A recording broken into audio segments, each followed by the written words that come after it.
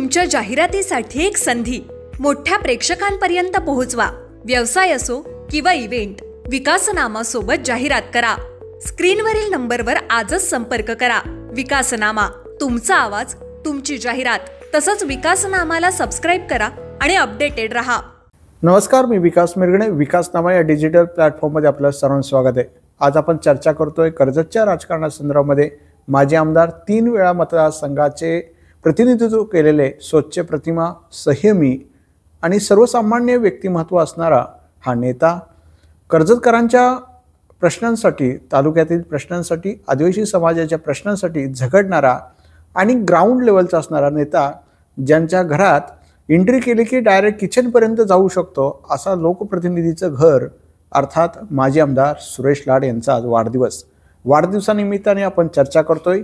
खरं तर कर्जतच्या राजकारणामध्ये अशा व्यक्तिमत्वाची गरज आता का भासू लागले, हाही महत्त्वाचा मुद्दा आहे। 2 नेत्यांचा संघर्ष सध्या कर्जत मतदारसंघात सुरू आहे। एकमेकांवर टीका टिप्पणी सुरू आहे, खालच्या पातळीवर असेल किंवा एकमेकांची जी उणीधीने आहे ते काढण्याचा प्रयत्न दोन्ही नेत्यांकडून होताना दिसून। अशा वेळेला कर्जत मतदारसंघातील सर्वसामान्य मतदार कर्जतकर माजी आमदार सुरेश लाड हेच योग्य होते असं जे आहे प्रतिक्रिया अनेक दिवसांपासून येताना आपल्याला दिसून येते। त्यामुळे स्वच्छ प्रतिमा विशेष जे काही प्रमाणामध्ये आपल्या शहराचा विकास झाला पाहिजे आणि काही गोष्टी त्याग करणारा आणि ज्या पद्धतीने राजकारणामध्ये शांत संयमी, म्हणजे आपण राजकारणापलीकडे अनेक लोक स्वार्थी पाहतो किंवा तशा पद्धतीने नसणारा हा नेता, स्वतः एक कुटुंब वत्सल असणारा हा नेता, आज त्यांचा वाढदिवस, अर्थात सुरेश लाड। सुरेश लाडांचं व्यक्तिमत्व, ग्रामपंचायतीपासून येणारा हा नेता थेट आमदार होतो, मात्र आपल्या मित्राला मंत्रिपद कायम राहिलं पाहिजे, त्यांचं मंत्रिपद काढून आपल्याला देता कामा नये अशी भूमिका मांडणारा शरद पवारांकडे ज्यावेळेला जयंत पाटलांनी अनेक वेळेला सरकारमधला पाठिंबा काढण्याची धमकी दिली, काढला, सुनील तटकरेंचा मंत्रिमंडळात पुन्हा त्यांना घेऊ नका आणि त्यांना करू नका असं अनेकदा विलासरावांना सांगणारे जयंत पाटील, ज्यावेळेला सरकार धोक्यात आलं त्यावेळेला मग रायगडातून प्रतिनिधित्व कोण मंत्रिमंडळामध्ये, त्यावेळी शरद पवारांनी सुद्धा सुरेश लाडांच्या नावाची राज्यमंत्रीपदाची त्यावेळी चर्चा होती, त्यांना बोलवलं होतं। पण मात्र सुरेश लाडांनी स्पष्टपणे सांगितलं की माझ्या मित्राचं मंत्रिपद काढून मला नको, ते मंत्रिमंडळात असतील आणि त्यांना घेणार असतील आणि मला तुम्ही संधी देणार असेल तर मी या मंत्रिमंडळामध्ये विचार करीन, असा हा नेता आज कर्जतच्या राजकारणामध्ये।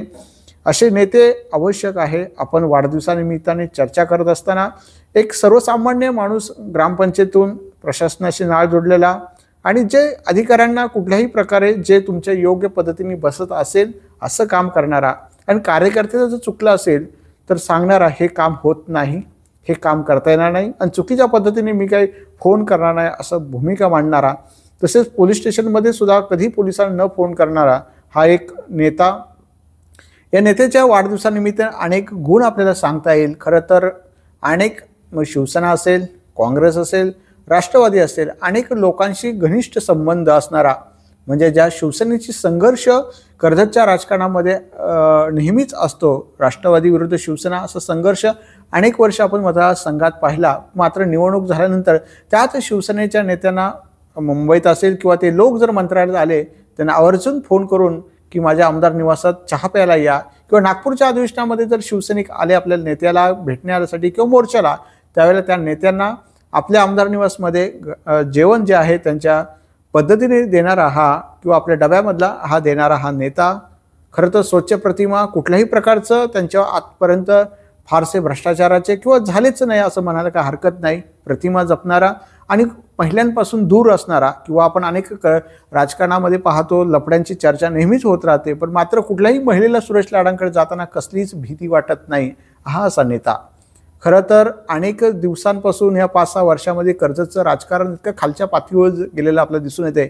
एकमेकांना शह देण्यासाठी आरोप प्रत्यारोप सुरू असतात, मात्र आपल्याला विकासाचे मुद्दे अजेंडा घेऊन जाणार हा नेता, मात्र प्रसिद्धीपासून फार लांब राहणारा, जे जमतं तेवढंच करायचं, फार प्रसिद्ध न घेतल्यामुळे त्याचाही फटका अनेक वर्षांपासून त्यांना बसलेला दिसून येत आहे। पण जर आपण त्यांच्या घरामध्ये एंट्री मारली तर डायरेक्ट थेट किचनपर्यंत जाऊ शकतो, थेट अनेक जण काकू काय चाललं असे हाक मारल्यानंतर, कारण लोकप्रतिनिधी घर म्हटल्यानंतर फक्त त्या ऑफिसपर्यंतच सहजासहजी कार्यकर्ते किंवा पदाधिकारी एंट्री असते, फार तर हॉलमध्येपर्यंत. मात्र लाडांच्या घरी गेल्यानंतर थेट तुम्ही एंट्रीपासून ते शेवटपर्यंत जाण्याची प्रत्येकाला संधी होते. असे की त्यांच्याच कार्यकर्त्यांना सर्वसामान्य माणूस जरी आला थेट किचनपर्यंत हे असे सगळे जाऊ शकत होते. म्हणजे असं एक लोकप्रतिनिधीचं एक घर, एक साधेपणा राहणे, विचार प्रगल्भतेचे आणि समजूतदारपणा हा नेत्याचा वाढदिवस आहे. खरं तर अनेक वर्ष सुरेश लाडांशी माझे घनिष्ठ संबंध राहिलेले. मी मुंबईत सुद्धा पत्रकारिता करत असताना अधूनमधून त्यांची मला नेहमीच भेट अधिवेशनाच्या काळामध्ये होत असत. त्यामुळे अनेकदा मला मुंबईत भेटल्यानंतर अनेकदा आमदार निवासावर बोलून घेणारे हे सुरेश लाड, किंवा उशीर झाला तरी मला बोलणार, उशीर झाला असेल घरी जायला तर आमदार निवास आहे असं सांगणारा. आणि जरी संध्याकाळी डबा त्यांच्या घरातून येत होता त्यावेळेला सुद्धा अनेक वेळा जर मी पाहिलं तर ते डब्यातून सुद्धा अनेक लोकांना आपला डबा राखून, बाबा आपले कार्यकर्ते आलेले बाहेर गेलेले त्यातले डबा राखून एक जेवण त्यातलं ठेवणारा आणि स्वतःसाठी एक चपाती किंवा एक भाकर फक्त खाणारे हे सुरेश लाड आम्ही सुद्धा पाहिले. त्यामुळे अनेकांच्या आठवणीमध्ये जर आपण बघितलं, सुरेश लाड एक प्रगल्भ राजकारणी होते. सुरेश लाडांसारखा एक सज्जन नेता जो आहे कर्जतच्या राजकारणामध्ये खूप महत्त्वाचं आहे. त्यामुळे सुरेश लाडांचं व्यक्तिमत्व हे कर्जतच्या राजकारणामध्ये आवश्यक आहे. आज त्यांच्या वाढदिवसानिमित्तानं अनेक आपण गोष्टी पैलू जे सांगण्याचा प्रयत्न कर्जतकरांच्या माध्यमातून करतो. त्यामुळे कर्जतच्या राजकारणामध्ये अशी धूळफेक चिखलफेक फारशी ही नव्हती. आणि अनेक पत्रकारांवर कर्जतच्या राजकारणामध्ये हल्ले होतात, काही दमदाटी करतात. मात्र सुरेश लाड 15 वर्ष मी सुद्धा पत्रकारिता केली, त्यांच्या काळात फारसे अनेक त्यांचे पत्रकार काही विरोधात लिहित होते, काही विरोधात लिहित नव्हते. परंतु जे विरोधात लिहिणार पण कधी सुरेश लाडांनी अशी दमदाटी ही बातमी करायची नाही, ती लिहायची नाही. हे करून मी तुम्हाला बघतो फार गमतीने फोन करत, अरे काय चाललंय का, अरे आमचंही समजून घ्या असे म्हणणारे सुरेश लाड आम्ही पाहिले. परंतु कधी त्यांनी हल्ला केला नाही पत्रकारांवर, कधी समर्थकांना करायला लावलं नाही, किंवा कधी ऑफिसमधून बोलून कधी अशा प्रकारे दमदाटी करू नये, किंवा कधी त्यांनी बाबा हे चुकी हे खपवून घेणार नाही, हे चालणार नाही असे म्हणणारे सुरेश लाड आम्ही कधी बघितले नाही. म्हणजे अशा लोकप्रतिनिधीची कर्जत मतदारसंघात गरज भासते का हाच महत्त्वाचा आहे. म्हणूनच सुरेश लाडांसारख्या प्रामाणिक कर्जतच्या राजकारणात आवश्यकता हाच महत्त्वाचा मुद्दा आहे. त्यामुळे सुरेश लाड यांच्या वाढदिवसानिमित्ताने अशा राजकारणाच्या आवश्यकता कर्जतच्या राजकारणात भासते हे तितकंच करायत. माझ्यातर्फे विकासनामा डिजिटल प्लॅटफॉर्ममध्ये वाढदिवसानिमित्त सुरेश लाडांना आपण शुभेच्छा देतो.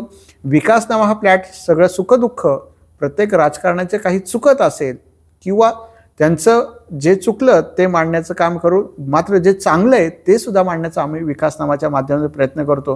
त्यामुळे बातमीदारी करत असताना राजकीय नेत्यांचे गुण हे सुद्धा विकासनामा टिपण्याचं काम यापुढे करत राहील. आणि अशा अनुषंगाने सुरेश लाडांना पुन्हा एकदा याच डिजिटलच्या माध्यमातून आपण शुभेच्छा देतो. कर्जतच्या राजकारणात विचार करण्याची वेळ आली का हाही या निमित्ताने उपस्थित होतो. त्यामुळे सुरेश लाडांसारख्या नेत्याला शुभेच्छा देणं आवश्यक आहे. आणि सुरेश लाड कर्जतच्या राजकारणात आवश्यक आहे हेही तितकंच खरं आहे.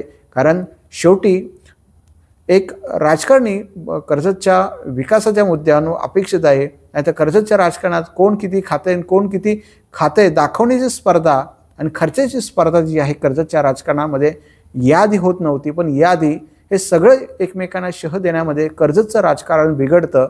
माझ्यासारख्या पत्रकाराला, माझ्यासारख्या कर्जतकराला याची चिंता आहे, म्हणून मी हा व्हिडिओ केला. जरी सुरेश लाडांची ही जी बाजू आहे तीही सुद्धा एक वाढदिवसानिमित्ताने मांडलेली आहे. ही भूमिका फक्त वाढदिवसानिमित्ताने असेल हे मात्र नक्की. धन्यवाद. तुमच्या जाहिरातीसाठी एक संधी मोठ्या प्रेक्षकांपर्यंत पोहोचवा. व्यवसाय असो किंवा इव्हेंट, विकासनामा सोबत जाहिरात करा. स्क्रीनवरील नंबरवर आजच संपर्क करा. विकासनामा, तुमचा आवाज, तुमची जाहिरात. तसंच विकासनामाला सबस्क्राईब करा आणि अपडेटेड रहा.